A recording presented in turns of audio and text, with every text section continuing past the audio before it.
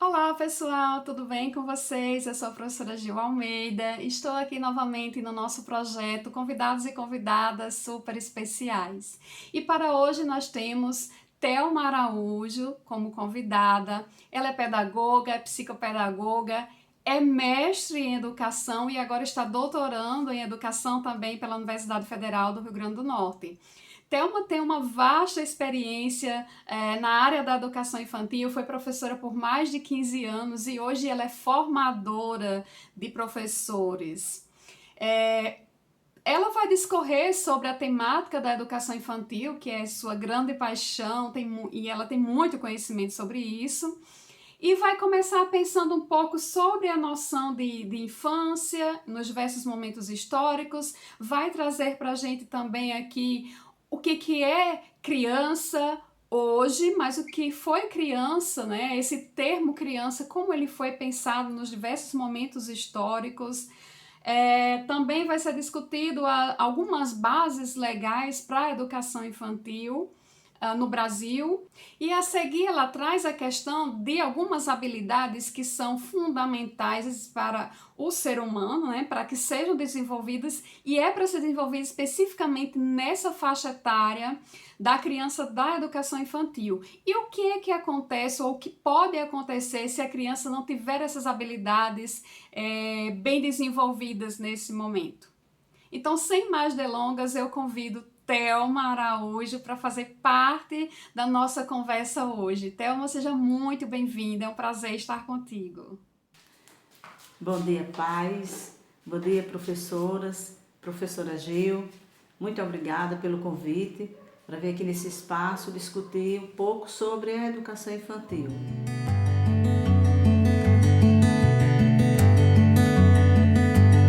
O conceito de infância, ele vem sendo construído culturalmente ao longo dos séculos. Ou seja, em cada etapa, né, em cada período histórico, a infância e a criança ela é vista de um modo diferente. Philippe Arrier, o historiador francês, ele fez um estudo dessa infância e dessa criança na Idade Média. Né? E lá ele mostra, os estudos dele nos mostra que a infância ela não tem esse tempo relacional que nós entendemos hoje. Como, por exemplo, quando a gente fala na terceira idade, né, a gente se refere àquelas pessoas que estão, né, já na idade mais avançada, a partir dos 60 anos. Então, a infância também é uma categoria, né? É uma categoria, uma fase na qual a gente entende que é do nascimento até por volta dos 10 anos. Então, é uma fase da criança, ela brinca, ela imagina, ela faz de conta, né? Essa infância que a gente conhece hoje, né? É a criança que já vai para a escola muito cedo. E nos estudos dele, né, ele vem mostrando que isso vem mudando ao longo do tempo. Então, por exemplo, na Idade Média, né, o recorte histórico que ele nos traz, na Idade Média, a criança ela era vista como um adulto em miniatura. E por quê? Porque ela se vestia como adulto, as brincadeiras dela eram no contexto das brincadeiras de adultos, ela se comportava, a sua postura. Então, tudo envolvia, né, a figura do adulto. E aí, como adulto, o espaço da infância não estava determinado como ele é organizado hoje, como a gente conhece hoje. Né? Então, nesses estudos, ele também vem mostrar que, por exemplo, a brincadeira, mas a criança não brincava, a criança da Idade Média não brincava, né? Brincava sim, mas os contextos de brincadeiras da criança, daquele período, né, estava exatamente no contexto dos adultos. Era um período em que a concepção de criança não estava ainda definida com as suas especificidades, com aquilo que é de criança. Isso é só da criança, né? Não, então ela era vista sempre como as especificidades também dos adultos. Séculos mais tarde, né, a partir do século XVI, por aí, século XVII, a criança ela entra em outro contexto. Então, já há uma especificidade mais definida, não é o que é de criança, isso aqui é próprio da criança, isso aqui é próprio do adulto. Então, essa criança ela já começa a ter uma concepção, né, já vai se organizando historicamente de uma forma diferente. Então, é uma criança que começa a ser mais bem cuidada pela família, né? Ela começa também já a estudar, mas é também uma criança ainda, e a sua infância, como já tem essas especificidades de forma mais clara, então ela já tem também esse período de infância, né? Então essa infância aí já começa a se organizar, um espaço já da brincadeira só de criança, né? Coisas de criança. E mais tarde, bem mais tarde, já século XX, por aí, essa infância ela vai se modificando. E porque ela é uma construção histórica e cultural. Né? Cultural porque em cada lugar, em cada espaço, tem a sua cultura diferente. Aqui no Brasil, né, como em tantos outros lugares, tantos outros países, a criança ela nem sempre teve essa infância, esse tempo do brincar.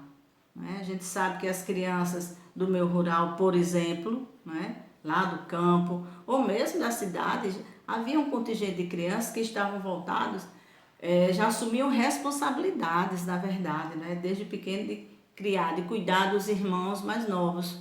Então, em formação de professores, quando eu realizo, eu escuto isso de professores, né? Dando esses depoimentos. Professora, eu realmente não tive infância, então, porque meu tempo todo, tudo que eu lembro, as minhas lembranças, as minhas memórias, sempre era cuidando dos meus irmãos, da minha casa, enquanto minha mãe e meu pai saíam para trabalhar. Né? Então, isso é muito cultural. E a criança, né? Como essa criança ela está vista, como essa infância ela está posta no contexto de hoje. Por que a gente fala no contexto de hoje? Porque a partir da Constituição de 88 traz garantias, não é uma Constituição que é uma Constituição cidadã de direitos e aí vem trazendo muitos direitos, não é, para a criança. Isso já é um grande avanço. Então, inclusive a própria concepção de criança passa a ser outra. Ela deixa de ser aquela criança na qual ia para a escola como se fosse uma tábua vazia, né? Como se fosse um ser que precisasse ser ensinado. Né? Então, aí nesse sentido, a criança só fazia receber os conhecimentos. Né? E a partir da própria Constituição de 88, essa concepção muda. E é essa que nós temos até hoje, né? A concepção de uma criança que é um sujeito ativo, um sujeito de direitos, direito à moradia, direito à educação, direito à segurança, direito à saúde e tantos outros direitos. Em 1990, com o ECA, esses direitos eles passam então a ser mais garantidos. Né? Aí vem a LDB de 1996, que traz 3 artigos, né?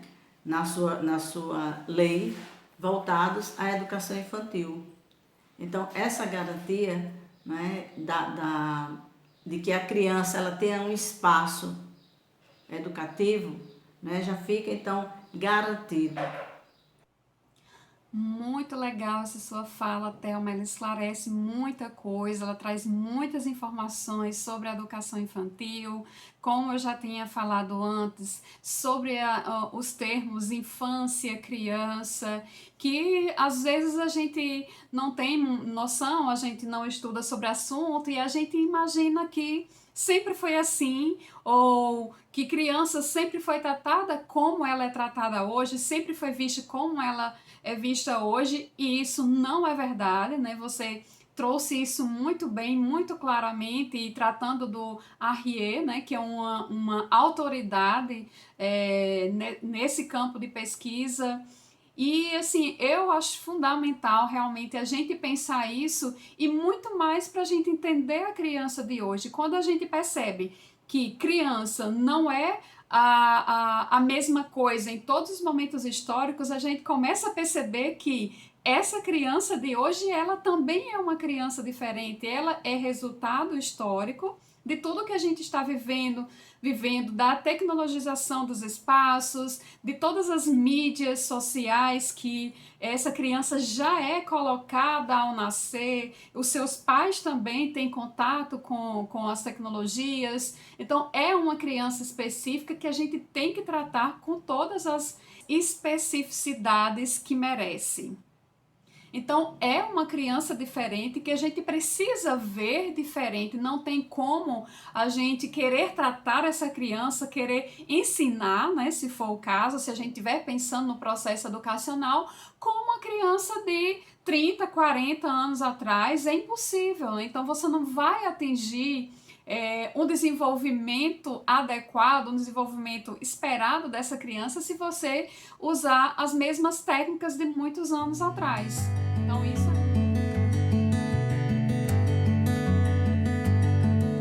E quando eu falo da questão, né, de optar em levar o seu filho, eu levo ou não levo meu filho, né? Eu matriculo ou não meu filho na educação infantil? Antes, isso era uma coisa muito da necessidade dos pais, né? Da mãe que precisava trabalhar e precisava botar o filho na escola. Então, ia muito pela necessidade. Mas, de acordo com a Emenda Constitucional 05 de 2009, né? Essa emenda tornou obrigatória a entrada da criança na educação infantil a partir dos 4 anos. É aquela emenda que tornou o ensino básico, né, essa educação básica obrigatória, dos 4 aos 17 anos. Então, a criança hoje, aos 4 anos, obrigatoriamente, ela já deve ser matriculada na pré-escola, né? Porque eu não sei se eu disse, mas a educação infantil aqui no Brasil, ela está organizada dessa forma, né? A lei de 1996, a LDB, ela traz como, naqueles 3 artigos que eu citei, né, anteriormente, no artigo 30, por exemplo, ela determina como é que essa educação infantil ela está organizada. Então, crianças de 0 a 3 anos em creche, crianças de 4 a 6 em pré-escola. No entanto, uma outra lei, que aí vem uma mudança no ensino fundamental para 9 anos, né, que antecede a entrada da criança pré-escolar no ensino fundamental. Então, essa lei de 2005 fez com que as crianças, a partir de 6 anos, já ingressassem lá no ensino fundamental. E isso modificou, então, né, esse artigo lá da LDB, ficando da seguinte forma, que é essa que nós temos até o momento. Crianças de creche de 0 a 3 anos e da pré-escola de 4 e 5 anos. O documento mais recente que nós temos, né, porque também nesse percurso de avanços na educação infantil aqui no Brasil, né, nós tivemos as diretrizes curriculares nacionais para a educação infantil em 99, logo depois em 2010, essas diretrizes elas estão postas, não é, com todo o currículo, como deve ser todo o currículo da educação infantil. E mais recentemente a BNCC, né, que foi homologada em dezembro de 2017, na qual ela ainda traz uma reorganização das idades das crianças de educação infantil, né? Então, nesse mesmo eixo de 0 a 3 anos, creche, mas aí ela já divide em 2 tempos, né, com idades diferentes, e as de 4 e 5 na pré-escola. E é isso, é assim que nós temos hoje a nossa educação infantil, é como ela está organizada hoje, né, nos espaços escolares. Então, é importante sim, pesquisas, né, tem muitas pesquisas que já ratificaram a ideia, né, de que a criança que passa pela educação infantil é aquela criança que consegue prosseguir, dar continuidade aos estudos até o ensino superior. Isso já está comprovado cientificamente. Né? E por quê? Porque é lá nesse espaço que ela vai desenvolver muitas habilidades e competências próprias desse espaço, dessa idade. Né? Então, pais, eu quero dizer com isso que não queira queimar etapas, não queira. Ah, meu filho já está sabendo ler, olha, ele já está conhecendo as letras, ele já está lendo palavras, ele já escreve alguma coisa, mas ainda está com 4 ou 5 anos e aquela agonia de levar logo para o ensino fundamental. Não faça isso, porque você vai queimar etapas importantíssimas que mais tarde, lá na frente, não vai poder mais, vamos dizer assim, como melhorar isso, né? Então, são etapas importantíssimas que devem ser vivenciadas nesse período. Então, por isso que é importante a criança frequentar a educação infantil, sim. Realmente, quando a gente pensa nas habilidades que são desenvolvidas dentro da educação infantil, a gente que estuda, a gente sabe os aspectos que são fundamentais serem trabalhados, né? Os aspectos, como eu já havia falado, os aspectos cognitivos, os aspectos motores, socioemocionais, e que algumas dessas habilidades elas só são trabalhadas na educação infantil, né? Então elas precisam disso até mesmo para a preparação da alfabetização que deve acontecer no primeiro e no segundo aninho do ensino fundamental. Não que não possa ter um ambiente alfabetizador na educação infantil, né? Lógico que é possível sim, mas a alfabetização em si, ela tem uma fase também, e essa fase é pensada justamente com a idade, né, da criança, a idade do desenvolvimento cerebral, tudo que é possível aprender nessa época. E queimar as etapas, ela pode gerar algum problema, ela pode gerar alguma situação difícil para a criança. E é sobre isso que Thelma vai trazer um pouquinho mais para a gente, né? Sobre esses possíveis problemas que podem ser causados quando a gente queima etapas, quando a gente pressiona as crianças para escrever logo, para ler logo, e as outras habilidades? E as habilidades que vão, inclusive, ajudar nesse processo, né? Que vão preparar, que vão fazer a base disso. Pois é, essa é uma questão muito séria, né? Que a gente precisa conversar muito com os pais e com professores também sobre que problemas as crianças podem acarretar quando elas não têm a oportunidade de desenvolver na educação infantil, né, as habilidades e competências próprias desse período.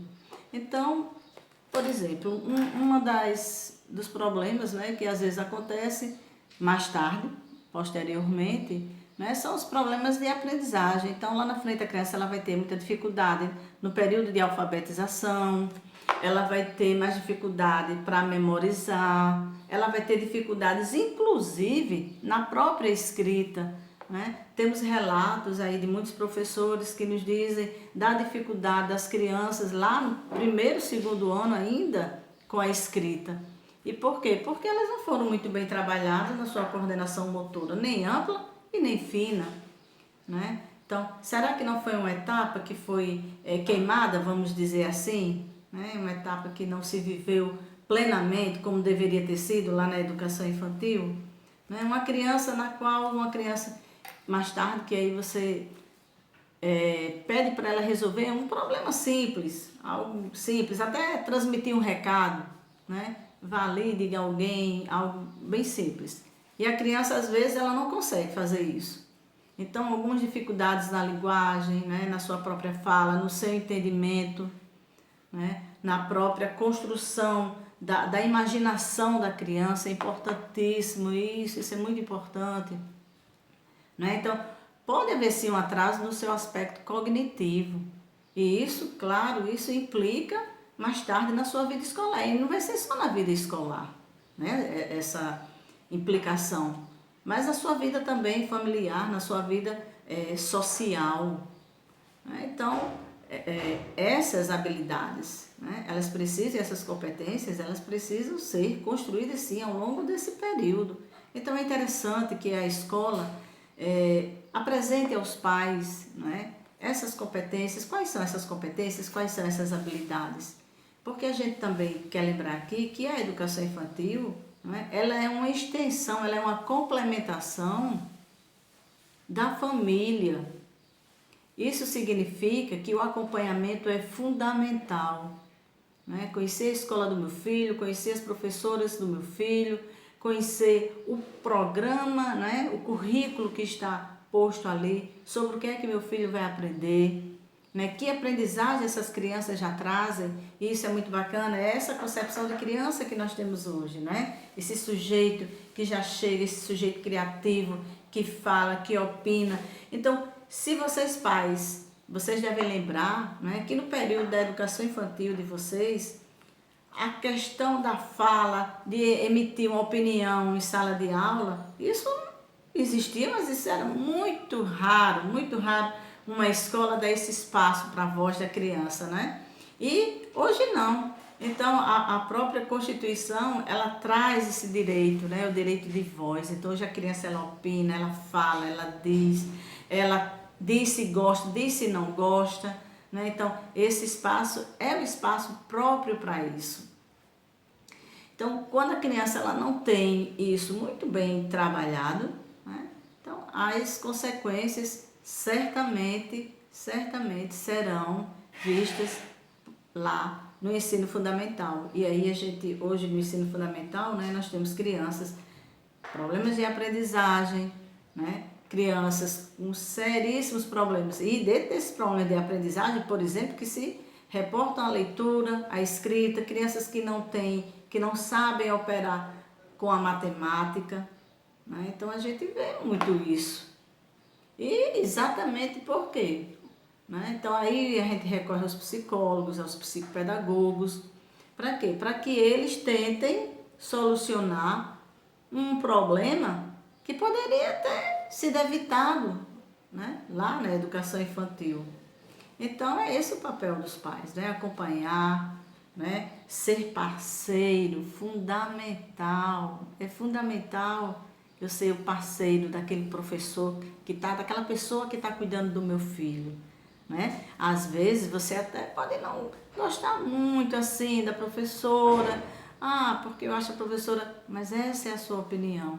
E essa opinião você não deve nunca, jamais, né, comentar na frente da criança, né? Então você precisa ser parceira tanto da escola quanto do professor. Olha, meu menino ele não tá conseguindo fazer as atividades que está levando para casa. Conversa imediato com o professor. Não deixa para amanhã não. Imediatamente conversa com o professor, o que é que está vendo, o que é que está acontecendo. Da mesma forma você, professora. Mas a criança ela está dando muito trabalho na escola, ela está com um comportamento diferente. Chama os pais. Chama e vamos conversar. O que é que está vendo? Então, tudo isso em prol de quê? De ajudar a criança, né? Então, temos como evitar muitas situações de conflito mais tarde? Sim, nós temos. Eu quero dizer que estou muito feliz, né, de ter utilizado esse espaço, né, para a gente compartilhar, né, algumas coisas importantes sobre a educação infantil e mais ainda, quando os pais, né, têm também a oportunidade de estar presentes, né, ouvindo. Então, eu termino aqui, né, essa conversa, né? Deixo até disponível aí com a professora Gil o meu e-mail, ou mesmo a professora, não sei se ela vai disponibilizar, não é? Alguma outra forma de comunicação, mas estou aqui sempre que vocês precisarem. Então, gostaria muito que nesse espaço ainda fosse discutido sobre práticas pedagógicas e aí direcionadas aos professores, né? Sobre tantos outros temas importantíssimos que a gente precisa discutir dentro da educação infantil, também com os pais. Isso é muito bacana. Quero parabenizar a professora Gil pela iniciativa, né?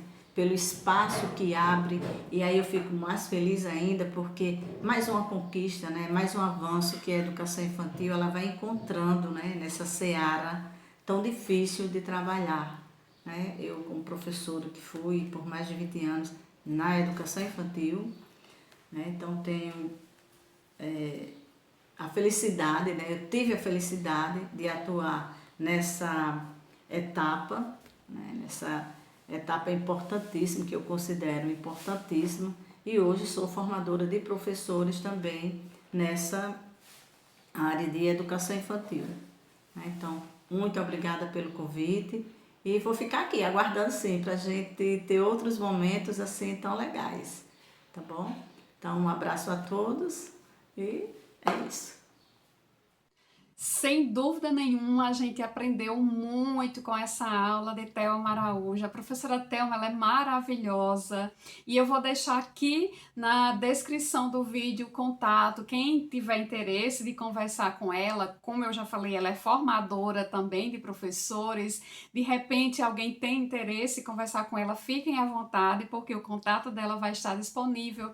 E Thelma, eu agradeço você muito, muito, muito por ter aceito esse convite e gostei muito das dicas que você deixou sobre possíveis encontros da gente, possíveis discussões. Eu estou super aberta. A gente pode fazer isso com certeza. Então, muito obrigada por você ter aceito. Estou muito feliz. Eu tenho certeza que quem assistiu esse vídeo também ficou muito feliz com os aprendizados que conseguiu hoje. Até mais, beijo para todo mundo.